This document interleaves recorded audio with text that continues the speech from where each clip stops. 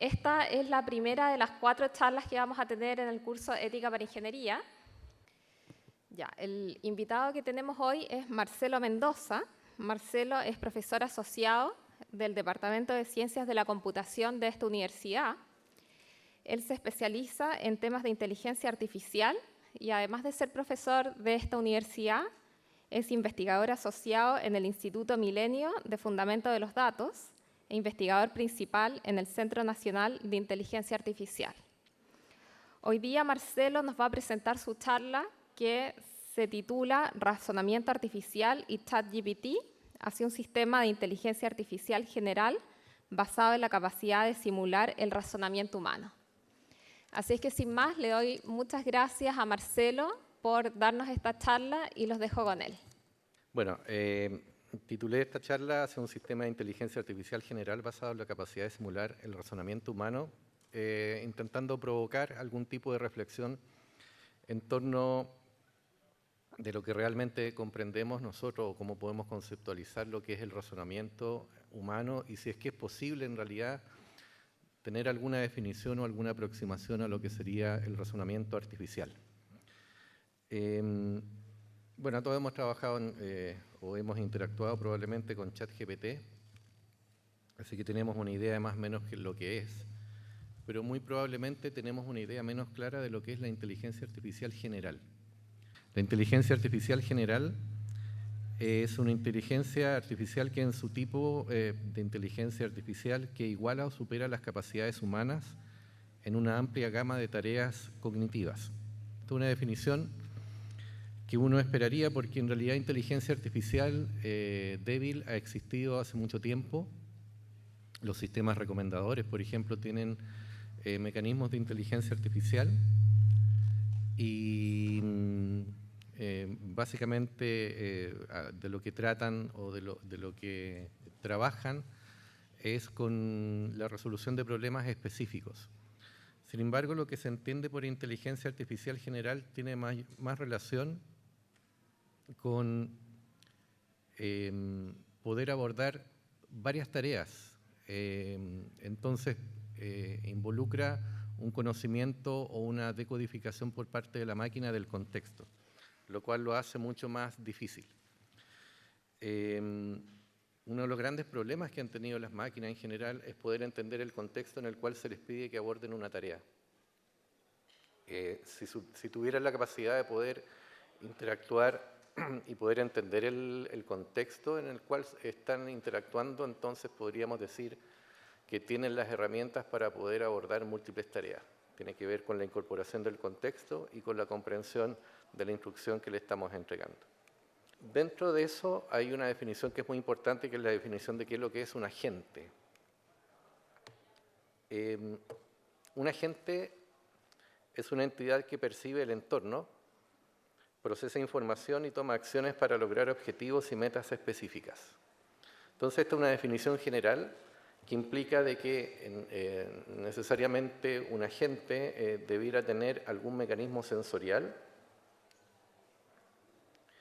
para poder estar recibiendo señales del entorno y poder decodificar el contexto.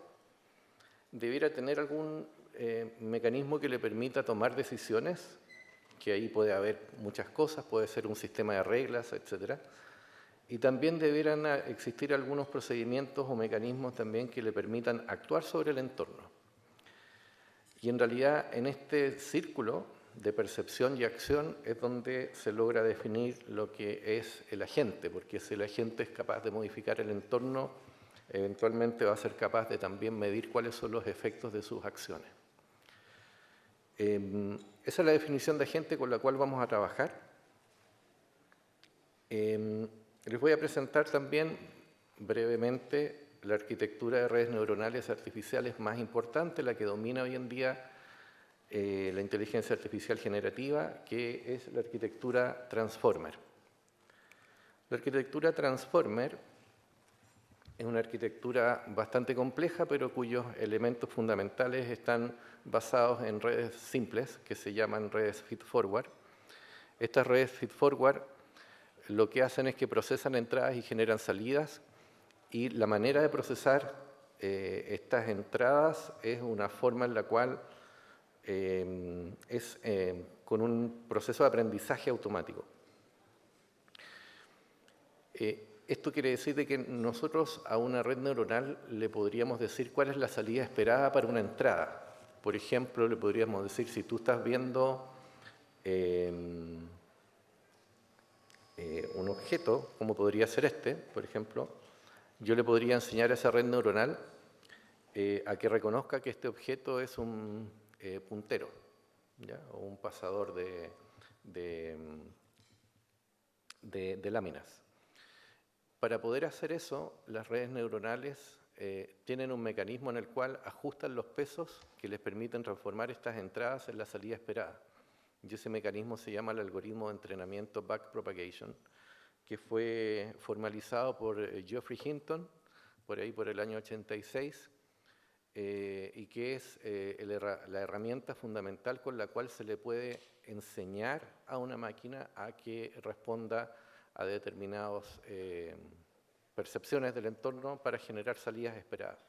Ese algoritmo se llama backpropagation, que fueron aplicadas a redes neuronales artificiales más sencillas que las que conocemos hoy en día. Estamos hablando de los años 80. Eran redes neuronales feed-forward fundamentalmente, y esas redes neuronales entonces son las que, con las cuales se probó este primer algoritmo. La arquitectura Transformer, que es la que les muestro, es bastante más compleja y adquiere tiene varios módulos que lo que hacen es incorporar estas redes neuronales feed-forward, que se les llama en realidad capas completamente conexas, para que realicen distintas tareas. Probablemente la más importante es que tienen capacidad de autoatención, es decir, que si yo le muestro entradas, no necesariamente va a tener memoria de corto plazo, sino que va a poder aprender a partir de estímulos que ha recibido esa red neuronal en un plazo más largo. Esta arquitectura en particular, la arquitectura Transformer, fue diseñada para poder traducir de manera automática desde un idioma a otro. Entonces tiene una fase de codificación, que es la que está acá, en la cual se toman las palabras que nosotros queremos traducir, que conforman una oración, y eso se codifica dentro de la red neuronal, y esa representación interna que tiene la red neuronal artificial es ingresada a un módulo que se llama de decodificación. Y ese módulo de decodificación lo que va a hacer es generar la oración traducida al idioma destino. En este caso podríamos, por ejemplo, entrenar esta arquitectura para traducir desde el inglés al español. Para poder hacer eso, tendríamos que tener datos que me digan esta oración se traduce en una oración de destino, y entonces esos datos tendrían que colocarse en la salida. Yo le tendría que mostrar a esta máquina cuál es la oración de destino que uno espera, y en base a eso, aplicando el algoritmo de backpropagation, poder ajustar los pesos de manera tal de que esta red, después de muchos ejemplos que le mostremos, aprenda a traducir. Si tenemos muchos datos, la máquina va a aprender a traducir. Tiene todos los elementos para poder hacerlo.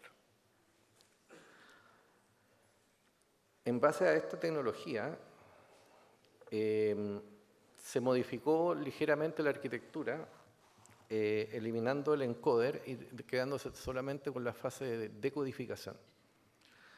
Entonces, por ejemplo, uno podría entrenar solamente el decoder colocando una oración de origen y una oración de destino, de manera tal de que genere esta oración de origen de forma autorregresiva. Autorregresiva significa de que a partir de la misma salida que genera la máquina, esa salida yo la voy a colocar como la entrada de la siguiente iteración. Si yo le muestro muchas máquinas, es decir, mucho texto a una máquina de coder, lo que va a aprender son las transiciones entre las palabras, las transiciones más esperadas. Y si uso el mecanismo de atención causal que estas máquinas tienen, entonces va a aprender dependencias de largo plazo. Es decir, va a aprender que la siguiente palabra que puede generar, condicionada a todo lo que ha hablado, tiene una determinada probabilidad. A eso se le llama un modelo probabilístico del lenguaje o un modelo de lenguaje. Si esta idea nosotros la extendemos y le mostramos a esta arquitectura mucho texto, esta máquina lo que va a aprender a hacer, este modelo lo que va a aprender a hacer es a tener un modelo más o menos universal del lenguaje humano. Se le llama lenguaje natural. Y eso es GPT. Es un modelo preentrenado. Preentrenado es porque es un modelo que está basado en el Transformer Decoder, al cual se le ha mostrado un enorme volumen de texto y en el cual ha aprendido cuáles son las palabras más probables de generar en base a lo que ya ha leído. Si uno hace una ligera modificación sobre el Transformer Decoder, uno podría decir, tú vas a tener una entrada y eventualmente esta secuencia, que son símbolos, pueden ser palabras, yo esperaría de que sea capaz de generar una salida esperada. Entonces la entrada en este caso serían los símbolos M y la salida serían los símbolos I. Los superíndices lo que representan son las posiciones dentro de la cadena. Sin embargo, yo podría, utilizando el mecanismo autorregresivo, entrenar esta máquina de manera tal de que en la entrada yo le muestre una pregunta y una respuesta esperada. Simplemente colocando un símbolo separador que dice hasta aquí llega la pregunta y de aquí en adelante lo que vas a tener es una respuesta. Y eso es básicamente el mecanismo mediante el cual se entrena un Transformer Decoder para poder responder preguntas. ¿Ya? Es simplemente la utilización del mecanismo autorregresivo de generación de texto, en el cual en la entrada le coloco una pregunta y lo entreno para que genere determinadas respuestas. Entonces, es la misma idea, esta de que yo puedo generar a partir de un texto, puedo generar un texto que más o menos esté alineado con la pregunta que le estoy formulando. Ahora, para que eso funcione bien, lo que se hace generalmente es que uno, además de hacer ese preentrenamiento, a ver, para que lo entiendan bien, cuando ustedes usan ChatGPT, si es que lo han usado, me imagino que sí, hay una gran diferencia entre lo que es GPT y ChatGPT. La diferencia es que GPT es el modelo preentrenado, es decir, lo que les acabo de mostrar, y ChatGPT es una aplicación que funciona sobre ese modelo preentrenado. Esa aplicación es una aplicación que está mejorada para poder tener una conversación en lenguaje natural con humanos, ¿ya? Y poder interactuar. ¿Cómo funciona entonces o cómo se hace ChatGPT, que funciona sobre este modelo preentrenado? En el fondo, el modelo preentrenado ya sabe, ya conoce el lenguaje humano, el lenguaje natural, lo conoce. Y la herramienta que le falta para poder responder o interactuar de manera adecuada tiene que ver con cómo yo utilizo ese modelo base para poder alinear las respuestas en función de las preguntas de los humanos. Entonces, si trabajamos con un ejemplo, que es, supongan que les vamos a dar a GPT un documento muy largo y le vamos a pedir que lo resuma. Si eso es lo que yo espero, que lo resuma, entonces vamos a inventar una forma en la cual le vamos a enseñar cuáles resúmenes son mejores que otros. Y eso lo vamos a hacer recolectando retroalimentación humana. Entonces, si tenemos un documento grande y varios resúmenes, que podrían ser resúmenes de este documento, vamos a mostrarle pares de resúmenes y vamos a decirle a una persona que nos diga cuál de estos dos resúmenes generados por esta máquina es mejor. En este caso me va a decir el resumen J es mejor que el K en relación a este documento original. Y con eso lo que vamos a hacer es entrenar un modelo de recompensa. Un modelo de recompensa lo que va a aprender a hacer es que cuando yo le muestre dos resúmenes, va a saber cuál de esos dos resúmenes es mejor que el otro. Entonces hay un primer proceso de entrenamiento de este modelo de recompensa que lo que aprende es a imitar el criterio de evaluación humana. Entonces este modelo de recompensa que está aquí con la R aprende a imitar el modelo de evaluación humana. Si después yo tengo a GPT, que está representado aquí con esta letra Pi, GPT, y le entrego en el prompt un documento largo y le pido que haga un resumen y me genera ese resumen, yo ese resumen se lo voy a pasar a este modelo de recompensa, que va a imitar la recompensa que entregaría un humano. Y en base a esa recompensa, yo voy a ajustar los parámetros de GPT. Es decir, imitando el criterio de evaluación humana, voy a ajustar los pesos de GPT para que los resultados que genera sean lo más parecidos a lo que un evaluador humano entendería como un buen resultado. Esa es la idea básica para poder alinear los modelos. Y un modelo alineado se llama un modelo GPT que es capaz de procesar instrucciones. Entonces, esta misma idea se puede extender para procesar distintos tipos de instrucciones. Es básicamente la misma idea.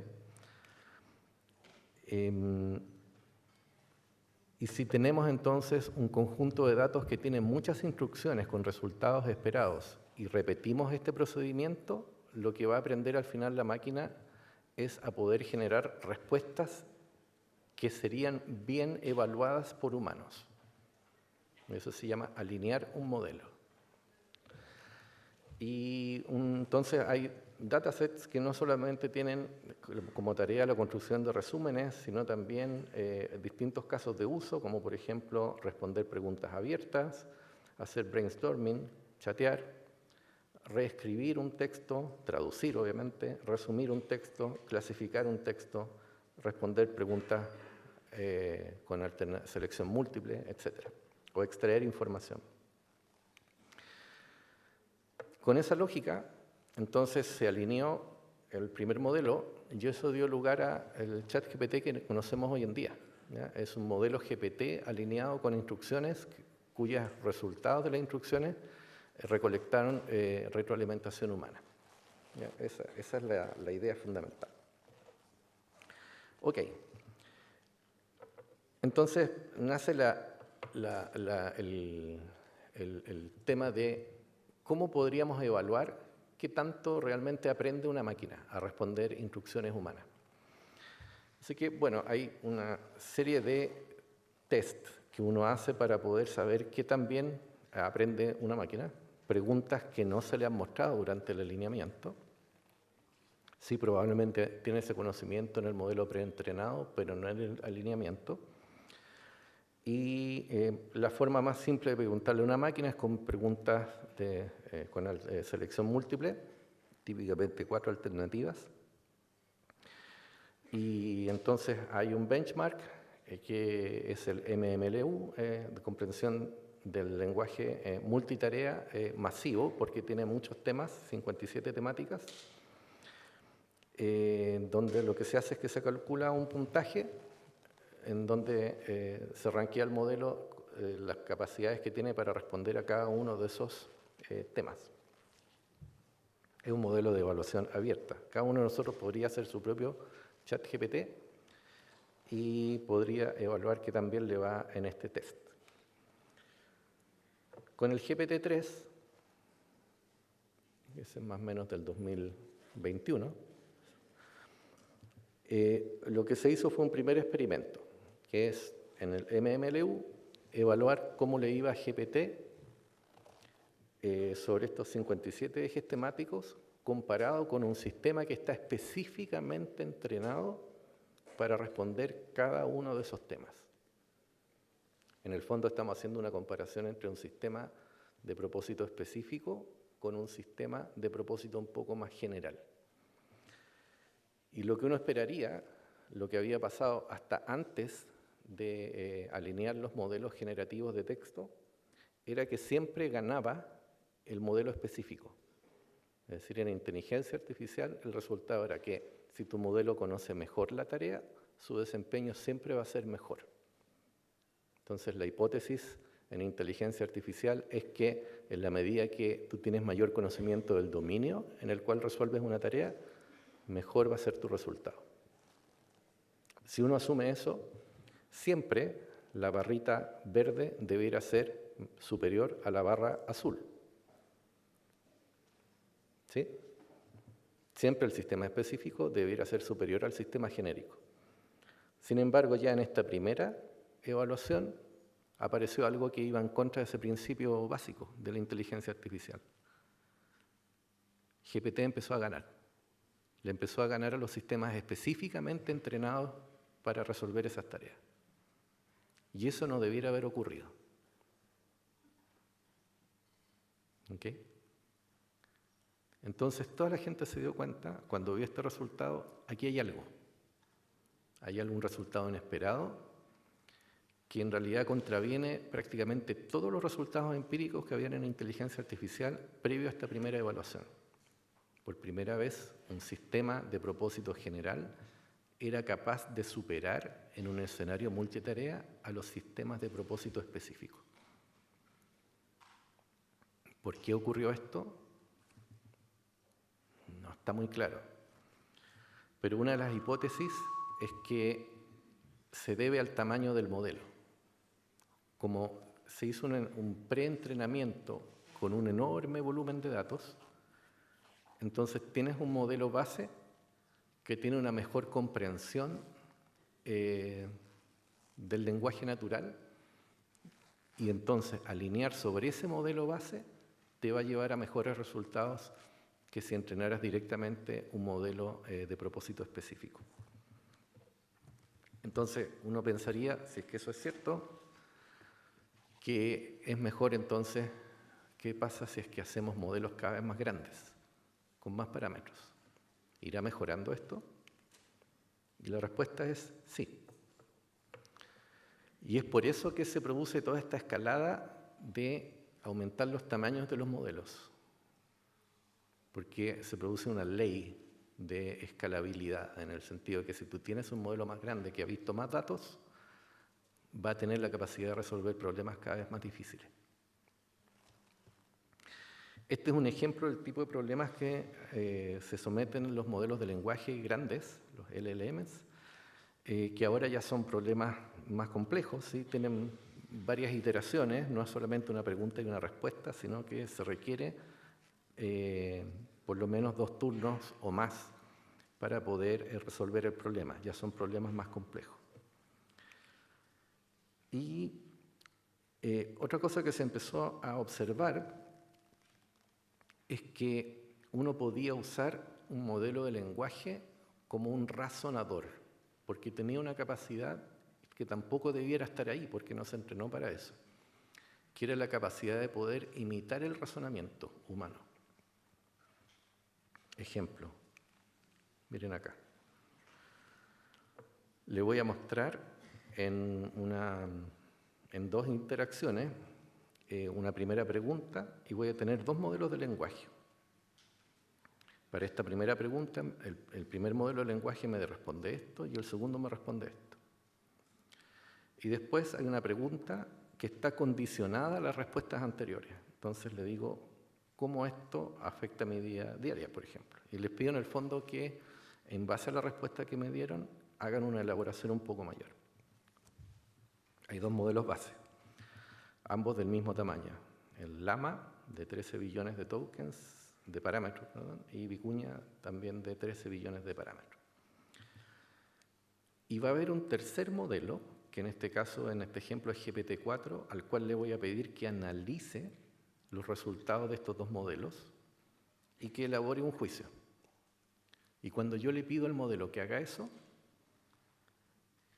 razona. hace un razonamiento imitativo, ¿sí?, para poder justificar la decisión. Y eso no debiera estar ahí, porque la máquina no se le enseñó nada para que razonara. Sin embargo, lo hace. Lo hace. Es un razonamiento imitativo, ¿sí?, no es un razonamiento natural como el nuestro. ¿Por qué está ahí? Porque puede haber leído texto en el cual habían razonamientos, y entonces más o menos lo que hace es que cuando le están preguntando algo, sabe más o menos cuáles son los pasos que tiene que hacer para justificar una respuesta. Entonces hay muchos razonamientos que estaban embebidos en los textos que se usaron. Así que adquirió una forma de poder razonar de manera imitativa, ¿sí?, imitando el razonamiento que está en los textos. ¿Pueden imitar el razonamiento humano? Es una pregunta abierta, en realidad. Entonces, veamos qué tan lejos podemos llegar. Hay una estrategia para hacer prompting. Prompting es lo que uno hace en ChatGPT, ¿no es cierto?, que le hace una pregunta, qué sé yo. Eso se llama un prompt. Entonces, el prompt estándar, esto se llama un prompt one shot, en donde uno le muestra una respuesta esperada y después le hace una pregunta y le pide que haga una respuesta nueva. Por ejemplo, aquí esto es un prompt estándar. Le muestro un problema, en realidad un problema de planteo, y le digo cuál es la respuesta. Y después le muestro un nuevo problema, más o menos parecido al anterior, y espero que me dé una respuesta. Dependiendo del modelo, es probable que el modelo se equivoque. Es decir, que no sea capaz de razonar matemáticamente, ¿ya? Sin embargo, si en el mismo prompt, en el ejemplo que ustedes le mostraron, no solamente le muestran la respuesta, sino que le muestran los pasos para llegar a esa respuesta, que eso se llama una cadena de pensamientos, un chain of thought, y después le hacen la misma pregunta, el modelo va a imitar los pasos para llegar a la respuesta y va a lograr llegar a la respuesta correcta. Es decir, haciendo razonamiento imitativo, que ustedes mismos le mostraron, una forma de poder razonar, ayudamos a la máquina a que llegue a la respuesta correcta, simplemente por la imitación del razonamiento que nosotros le mostramos en el prompt. Esto se puede complejizar mucho. Uno podría, por ejemplo, hacer razonamientos en los cuales hay cosas parecidas a las que aparecen en programación, por ejemplo, asignaciones, etc. Y lo que uno va a ir viendo es que, en general, los resultados son mejores en la medida que el prompt tiene una mejor especificación de la cadena de razonamiento que yo quiero que siga el modelo. O sea, hay razonamiento imitativo. Y yo podría entonces entregarle al modelo de lenguaje más herramientas. Por ejemplo, podría decirle, anda a buscar información a la web. Si no tienes la información, a ver, miren, los modelos cuando son entrenados tienen mucha información que se conoce como el conocimiento implícito, que es lo que está en los datos que se le mostró cuando se hizo el preentrenamiento. Eventualmente eso tiene una fecha de caducidad. No sé si recuerdan, pero en los primeros modelos que se liberaron de ChatGPT decían solamente tengo datos hasta no sé cuándo, era algo así como el 2021, una cosa así. La fecha era lo mismo, pero había una fecha de caducidad. Y después de eso no tenía conocimiento. Resulta que nosotros podríamos entregarle una herramienta de búsqueda al modelo de lenguaje, de manera tal de que si no encuentra información que le permite responder a una pregunta, vaya a buscar esa información a la web. Por ejemplo, ¿ya? Entonces, eso se llama, no solamente tienes capacidad de razonar, sino que también puedes tomar ciertas acciones que te ayuden a razonar, que te ayuden, que te entreguen información que va a hacer que tu razonamiento te pueda conducir a un buen resultado. Por ejemplo, acá le damos la posibilidad de que busque en la misma idea anterior, ¿ya? Es un prompt, pero en el cual le mostramos cómo podría utilizar una herramienta de búsqueda para buscar información que no tiene en su conocimiento implícito. Entonces le damos la posibilidad de que vaya a buscar. A partir de esa información va a hacer una observación, después podría ir a buscar más información y en base a toda esa información que busque va a recuperar la información que realmente es útil para responder a la pregunta. Eso le permite entonces tener información actualizada para responder a las preguntas que nosotros le hagamos, y eso se llama REACT. Es Reason más acción, más actions. Y eso le permite entonces poder responder en conocimiento del contexto informativo en el cual le estamos haciendo las preguntas. Así que ahora los modelos responden de información cotidiana. Volvamos entonces a la definición de agente, que es con lo cual partí la presentación. La pregunta era, ¿qué es lo que debiera ver en el agente para ayudarlo a tomar decisiones? Entonces uno perfectamente, dado que ya sabemos que hay razonamiento imitativo en los modelos de lenguaje, podría estudiar cuáles son las capacidades de los agentes que usan como razonador un modelo de lenguaje. Entonces lo que vamos a hacer es colocar dentro del agente un modelo de lenguaje. Así que ese agente va a poder medir en el entorno, tomar ciertas acciones y volver a medir cuáles son los efectos de sus acciones. Y el cerebro, en el fondo, de ese agente va a ser el modelo de lenguaje. Es un razonador imitativo. Podemos usar agente entonces para abordar problemas de decisión. Por ejemplo, un agente potenciado con un modelo de lenguaje me va a poder explicar cuáles son mis movimientos más o mis jugadas más promisorias en una partida de ajedrez, por ejemplo. Entonces yo podría jugar con agentes que me estén ayudando y me den recomendaciones. Y van a razonar ahora sobre un tablero con las determinadas posiciones.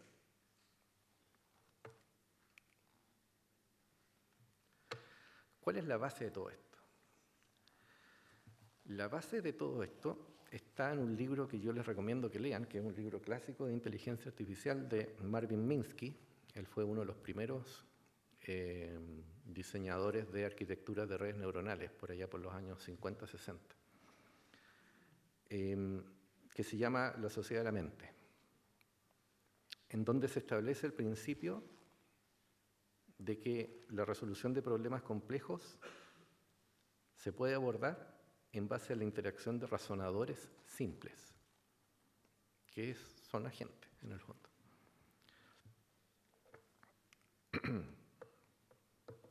Entonces, uno podría pensar, cada uno de esos monitos que está ahí, un modelo de lenguaje, ¿qué tal si al modelo de lenguaje le permitimos que reflexione en torno a sus propios resultados? Entonces, yo tomo el resultado que genera para una pregunta y se lo coloco como entrada de un siguiente prompt. Y le pido, ya, esto es lo que me respondiste, y le agrego, reflexiona en torno de esto, haz un juicio crítico, etcétera. Le entrego alguna instrucción. Eso le permitiría al mismo modelo de lenguaje hacer un autorrefinamiento. La forma más útil de poder usar autorrefinamiento es autoconsistencia.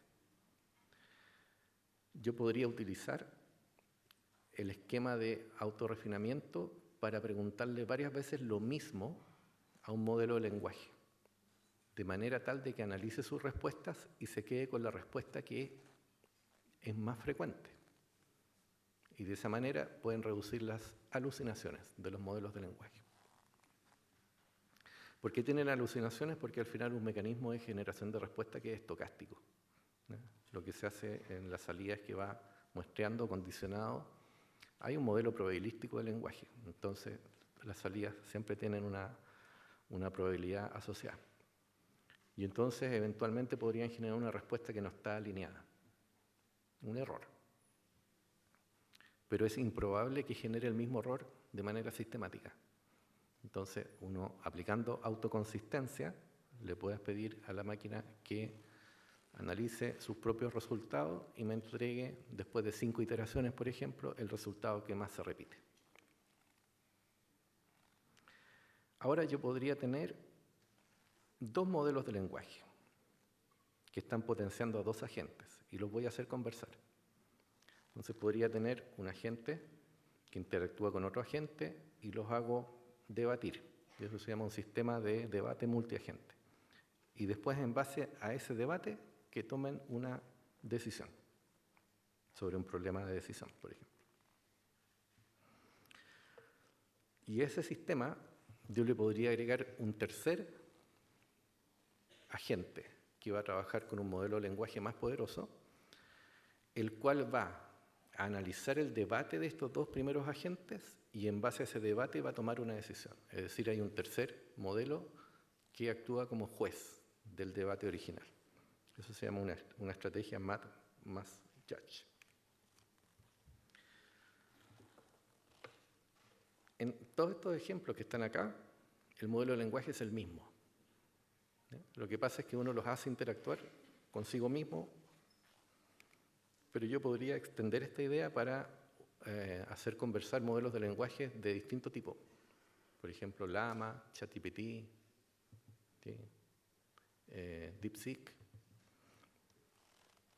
Y después pedirles a esos modelos que generen una discusión en grupo y que se traten de convencer entre ellos y a partir de eso generen una respuesta. O sea, en el fondo, muy parecido a lo que nosotros haríamos en una mesa de conversación. Eso ya lo pueden hacer los modelos. Y extendiendo esta idea, yo podría llegar a simular una sociedad artificial. Por ejemplo, podría definir a un agente con una determinada personalidad. Me podría decir, tú vas a tener un determinado perfil, más que personalidad es perfil, más preciso ese concepto, en el cual, por ejemplo, tú eres muy confiado en tus propios resultados. Y va a haber otro, que a lo mejor un agente que es más fácil de convencer. Y yo puedo simular distintas sociedades.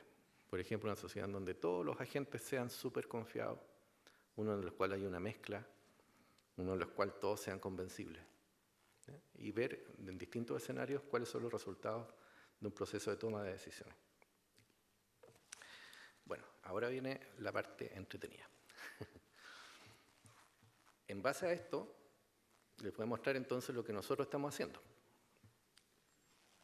Lo que estamos haciendo es medir cuáles son las capacidades que tienen estos modelos de lenguaje para imitar conversaciones humanas. Eso lo llamamos conversaciones sintéticas. Entonces, nuestra idea es generar una estructura de interacciones entre agentes, que es lo que se muestra ahí, y eso está en base a un algoritmo que se llama simulación basado en agentes, de IBM, en donde hay ciertos parámetros que lo que hacen es modelar cuál es la estructura esperada de interacción en una conversación. Por ejemplo, cuál sería la estructura esperada de interacción en una red social. Y nuestro simulador lo que hace es que va mirando, cada una de estas pelotitas que está acá es un agente. Y si hay una línea, lo que quiere decir que esos agentes interactuaron. Entonces, si yo hago un zoom, por ejemplo acá, voy a ver de que hay un agente que dijo algo y después el agente 51, por ejemplo, en este caso, reaccionó a lo que dijo el agente 16. Entonces hay un mensaje precedente y este que está acá va a generar un mensaje que está condicionado al mensaje del agente precedente. Va a tener una determinada postura en relación al tema que se está hablando y va a interactuar de determinada manera. Por ejemplo, esa interacción podría ser que haga una pregunta, que niegue lo que dijo el agente anterior, que lo cuestione, que lo apoye o bien que lo comente. ¿Ya? Son cuatro tipos de interacciones. Y con eso entonces el 51 va a generar un nuevo mensaje que a su vez va a influir a otros. ¿Ya? Entonces hay un modelo de influencia basado en los mensajes. La gracia de este simulador es que la estructura está bien fundada en la teoría de cómo son interacciones dependiendo del contexto en el cual uno trabaja, pero la forma en la cual se genera la simulación es generando texto simulado, que eso ha sido muy poco explorado en simulación. Entonces, con los modelos de lenguaje nosotros podemos generar una conversación simulada e ir a medir en el resultado de la conversación ciertas variables. Lo que se hacía antes de nuestro trabajo básicamente es simular directamente los resultados de las variables que uno iba a medir en la salida. Ahora nosotros generamos la conversación y medimos directamente en la salida general. Esto lo hicimos extendiendo el modelo epidemiológico en el cual se basan las interacciones entre agentes, que se llama el modelo CIS-A, extendiéndolo de manera tal de que pudiera simular de manera lo más realista posible, las interacciones en base a las acciones que se pueden realizar en una red social, como podría ser X, en el cual uno puede enviar un mensaje o bien reenviar un mensaje anterior. Va a tener un tiempo en el cual ese agente va a entrar a la red, es porque no estamos siempre conectados, y también un tiempo en el cual va a salir de esa red. Y va a estar infectado si es que en el fondo tiene algún interés por un contagio en relación a ese tema y se interesa en comentar. Bueno, ese es el modelo que hicimos. Aquí están los detalles de nuestro simulador. Aquí hay un ejemplo. Está en inglés, pero perfectamente podría simular conversaciones en español. La noticia es de acá, del medio local. En nuestro simulador, entonces, lo que hacemos, estos son todos detalles técnicos, pero básicamente colocamos un tipo de noticia que gatilla toda la conversación y definimos la población de agentes que van a interactuar con ciertas características y ciertos parámetros que definen cómo esos agentes se van a contagiar entre ellos. Y tenemos una conversación generada por nuestro simulador. O sea, tenemos ya la posibilidad de poder generar o poder simular cómo reaccionaría una red social a una determinada noticia. Si van a ese código QR pueden encontrar el proyecto, es un proyecto abierto con código, se puede mejorar, hay hartas cosas que le queremos hacer para mejorarlo. Ok. Cosas interesantes que encontramos simulando conversaciones humanas con un simulador basado en modelos de lenguaje. Existen diferencias que son poco perceptibles para los humanos. En general, las diferencias son perceptibles por otras máquinas, es decir, la inteligencia artificial es capaz de detectar cuando una conversación es generada por inteligencia artificial. Pero nosotros los humanos no tenemos mucha capacidad para poder hacer. Estamos realizando un experimento ahora, de hecho, con humanos para poder demostrar de que son indistinguibles las conversaciones sintéticas de las conversaciones naturales. Pero ¿qué es lo que sí es capaz de hacer una máquina? Una máquina puede darse cuenta. Por ejemplo, si yo utilizo una máquina que está entrenada para detectar conversaciones sintéticas, que se llama GPT-0, esta máquina es capaz de detectar que esto es una conversación dada por nuestro simulador y esto es una conversación de Twitter. Y es capaz de detectar diferencias entre los dos tipos de conversaciones. Es decir, usando una máquina podríamos detectar si es que una red social está siendo inundada por textos sintéticos. Sin embargo, hay otras características en las cuales las máquinas ya no son capaces de distinguir. Aquí prácticamente no hay diferencia estadística en readability o en la simplicidad, en el burstiness, es decir, en el uso de las palabras. Sí hay diferencias significativas en simplicidad y en perplejidad. La perplejidad es la capacidad que tengo yo, usando ese texto, de predecir el siguiente símbolo. Entonces, claramente, la perplejidad, es decir, es mucho más predictiva una conversación simulada que una conversación humana. La conversación humana es más impredecible. Y esto es lo último que estamos haciendo, que tiene relación con ese simulador, colocarle contenidos verdaderos y falsos, posteriores a la fecha de entrenamiento, ¿ya? Entonces, si yo hago que el simulador genere una conversación a partir de una noticia falsa o de una noticia verdadera, vamos y medimos si es que hay diferencia en esas conversaciones y encontramos que hay diferencias en distintos marcadores léxicos. Por ejemplo, hay diferencia en el uso de palabras sesgadas, usando el simulador, implicativos. B, lo que mide es el sesgo de la conversación, es decir, qué tan negativo o positivo queda la conversación después de que... Y hay diferencia. Todo lo que dice aquí, estos son los distintos test estadísticos que se hacen dependiendo de las distribuciones de estas variables que medimos. Todo lo que está destacado es aquello en lo que hemos encontrado que hay diferencias dependiendo de si el contenido que se le coloca al simulador es verdadero o falso. Y eso no debiera estar ahí. ¿Se fijan? No tendría por qué ocurrir. Es un fenómeno de inteligencia emergente, porque la máquina no fue entrenada para distinguir entre contenidos verdaderos y falsos.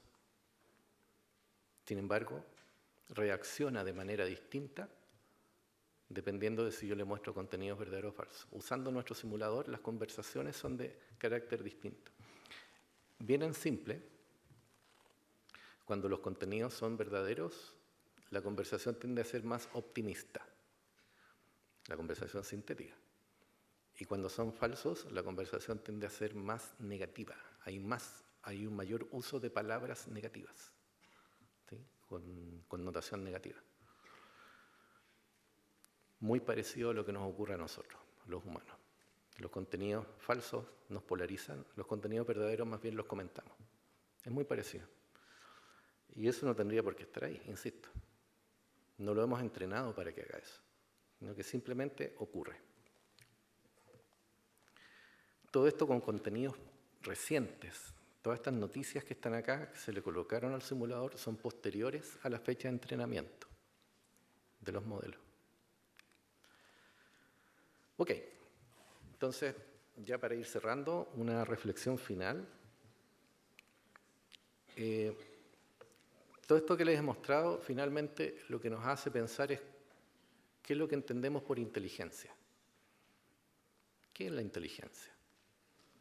Una pregunta abierta, en realidad. Hay distintos abordajes a esa pregunta.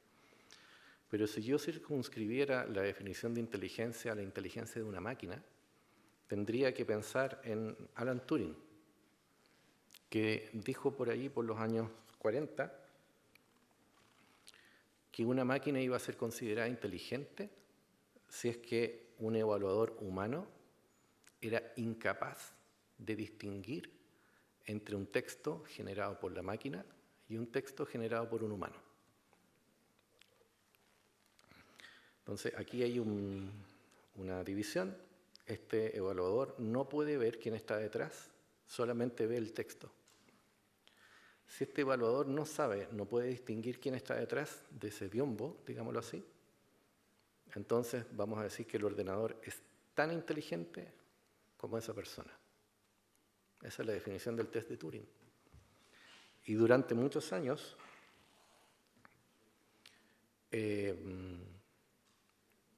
se entendió en ciencia de la computación como ese es el test de inteligencia para las máquinas.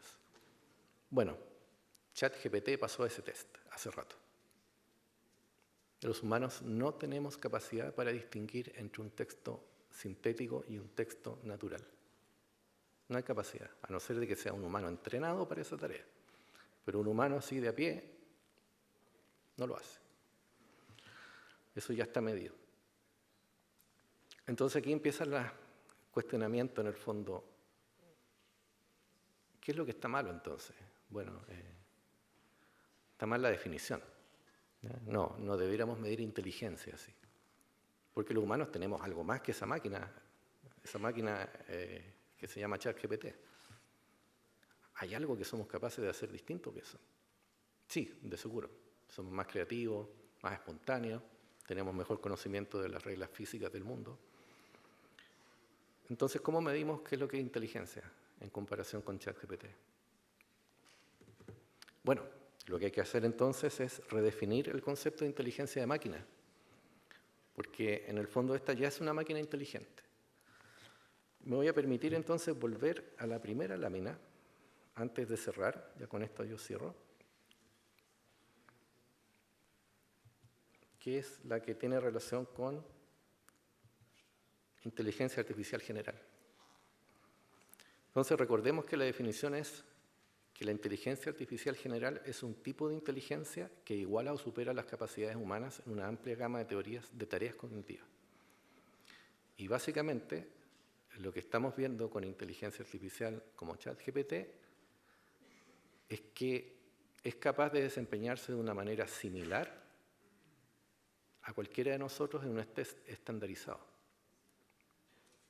Entonces, de acuerdo a esta definición, nosotros estamos muy cerca de alcanzar la inteligencia artificial general. Entonces, una pregunta de nuevo es, ¿vamos a modificar la definición de inteligencia artificial general?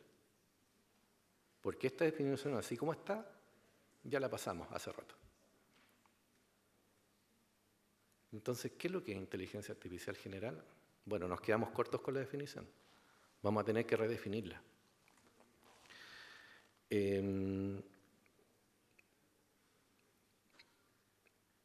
Finalmente, entonces, para hacer un cierre y dejar algo de tiempo para preguntas, quedan todavía algunos minutitos.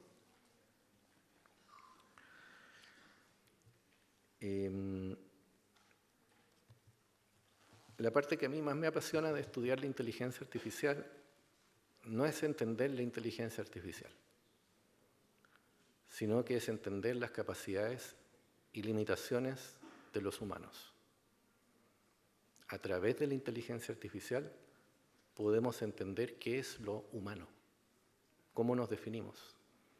Porque en la medida que la tecnología va estirando el cerco, lo va corriendo, nos va quedando menos margen a nosotros para definir en qué nos diferenciamos de la tecnología, qué es lo que nos hace diferentes. Bueno, eso es una gran pregunta. ¿Qué es lo que define lo que es humano? ¿Qué es lo que nos hace distintos de todo esto que ya una máquina es capaz de hacer?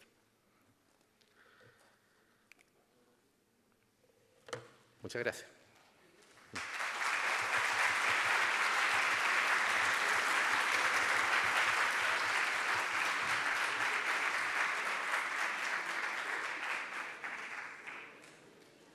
O sea, hay tiempo para preguntas. Si alguien quisiera hacer una pregunta o un comentario, quedan todavía algunos minutos. O si quieres cerramos acá. Ya, aquí hay una pregunta.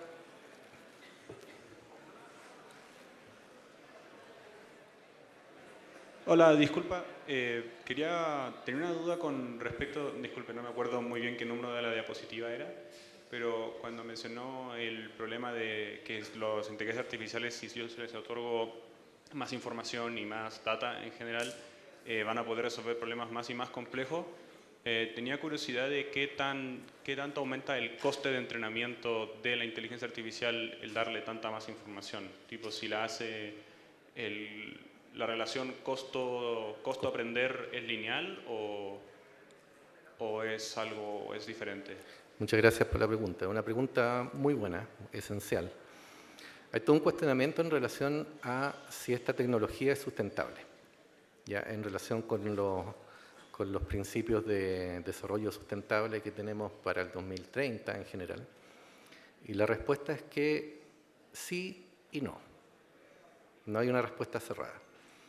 ¿Por qué? Porque si bien entrenar una inteligencia artificial de gran envergadura como esta requiere un enorme consumo energético a través de los clústeres GPU que están detrás de todo esto, también hay un costo amortizado que tiene que ver con cuánto te ahorras después de que ya entrenaste en función de todo lo que los usuarios van a poder sacar de esa inteligencia artificial y que va a evitar de que tengan que resolver problemas con inteligencia artificial específica.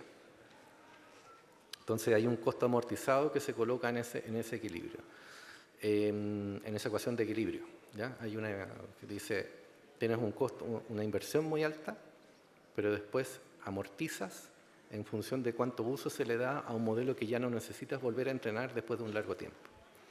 Pero sí, hay un costo energético asociado enorme. Eso es así, enorme. Entonces, si puedo especificar un poco más la pregunta, mi duda es un poco más respecto a si, por ejemplo, si entrenar a ChatGPT o un lenguaje con, no sé, no conozco mucho el lenguaje técnico, pero con, no sé, 1000 terabytes de data, de conversaciones o de lo que sea, si por ejemplo eso me cuesta, no sé, 10 años de procesamiento de GPU en un periodo de 10 meses, no sé, entonces si yo le quiero enseñar el doble, ¿el coste también va a aumentar el doble o me va a costar el cuádruple? No sé si me entiende. Sí, es que la respuesta no es simple porque depende de la arquitectura. Hay, por ejemplo, DeepSeek, que ustedes lo deben conocer, que salió en enero, es una arquitectura que es más costo eficiente, ¿ya? Y precisamente porque están intentando abordar ese problema. Entonces introducen unas condiciones de sparseness, se llama, en el cual no necesitas al momento de entrenar usar todos los parámetros de la máquina. Y eso hace que reduzcas mucho los costos de eficiencia. Si usaras un modelo denso, como los que usa OpenAI, el costo es supralineal. ¿Ya? Es decir, no es lineal al tamaño, sino que aumenta más allá del número de parámetros que manejas. Pero si usas una arquitectura dispersa, como puede ser una mezcla de expertos como la de DeepSeek u otras, Mixtral, por ejemplo, puedes ahorrar mucho de eso y ahí el costo sería sublineal al número de parámetros que va a tener la máquina. Gracias. Disculpa, pero la respuesta no es simple. No es una Es un problema súper complejo, pero está bien, quería preguntar su opinión. Hay como balances, trade-offs y cosas de ese tipo. No sé si alguien más tiene una pregunta, creo que queda 1 minuto y si no, para cerrar. Si nadie más quiere, ¿está bien si hago otra? ¿Sí? O sea, también quería preguntar un poco con el sistema de supervisión de inteligencia artificial es una a la otra. Si usted mencionó que, por ejemplo, eso es una forma de evitar que se generen como errores, ¿cómo decirlo?, sistemáticos, pero mi conocimiento de inteligencia artificial también entiendo que puede ser que se genere un error de manera, ¿cómo decirlo?, una corrección de manera esporádica. Entonces, me cuesta entender el poco cuál puede ser el beneficio de hacer que una inteligencia artificial se supervise la una a la otra, cuando ambas son como propensas a cometer errores. De hecho, en ese mismo gráfico, muy pocas de los casos superan unas respuestas satisfactorias del 50%. Entonces, siento que de hacer que múltiples inteligencias artificiales se evalúen entre sí puede generar más puntos de error o más lugares donde no puedo entender cómo se llegó a cierta conclusión. Ya. Es el desempeño con GPT-3, pero con los modelos actuales están arriba del 90%. Son muy, muy, muy precisos. Ahora, el comentario en relación a agentes. Lo que nosotros hemos observado es que funcionan mejor en la medida de que los sistemas multiagentes son heterogéneos, es decir, incorporan distintos modelos de lenguaje base. Y eso se debe a que como son entrenados sobre distintos datos, tienen conocimiento implícito distinto y al comparar o interactuar entre esos agentes logran sacar más provecho de la interacción, debido a que van a tener opiniones distintas. En relación con las alucinaciones, que es un gran tema, hay formas de poder controlarlo. ¿Ya? Es decir, que uno tiene una base de datos de hechos, que las hay. La organización Wikimedia maneja bases de datos de hechos, entonces lo que están haciendo hoy día los modelos de lenguaje es que van a recuperar información que está verificada en Wikimedia y después de eso generan una respuesta. Entonces ya tienen etapas de verificación de información para reducir la cantidad de alucinaciones. Pero sí, es todo un tema que está en desarrollo. Todo esto va cambiando permanentemente. Así que todas esas preguntas son, en el fondo, están por responderse. Gracias. Ya, a ti. Me quiero colgar de lo último que mencionó. Mencionó la idea de que cuando las habilidades ya sobrepasen cognitivamente al humano por mucho, va a salir este lado que va a representar a la humanidad por lo que es, como un lado más humano real. Sí. Mi duda va con eso. ¿Usted dónde ve o cómo ve que eventualmente cuando la IA ya llega a un punto en que tal vez ya pasa cognitivamente y mucho más, tal vez ya lo que tenemos ahora y más, cómo ve que la humanidad se va a ver afectada pública, en el sector público, en el sector privado y en el sector como personal? ¿Cómo va a cambiar la vida de cada uno? Porque mucha gente le tiene miedo a la inteligencia artificial pensando que va a reemplazar los trabajos de toda la gente. Entonces... Sí, es que la respuesta a la superinteligencia artificial tiene que ver con quiénes van a tener acceso a esa superinteligencia, porque va a ser una tecnología muy costosa y estratégica en términos de quiénes la van a poder acceder realmente. Entonces, generalmente lo que ocurre en las revoluciones tecnológicas es que, si bien traen progreso para la sociedad, también generan profundas desigualdades que están mediadas por el acceso a esa tecnología. Yo me imagino que va a ser una sociedad un poco más desigual que la actual. Vale. Es eso. Muchas gracias. Si ya se ha intentado entrenar un modelo de GPT solamente con lenguaje de un tipo de materia. Porque... Sí, entrenamiento vertical. Sí, hay varios modelos de lenguaje de ese tipo.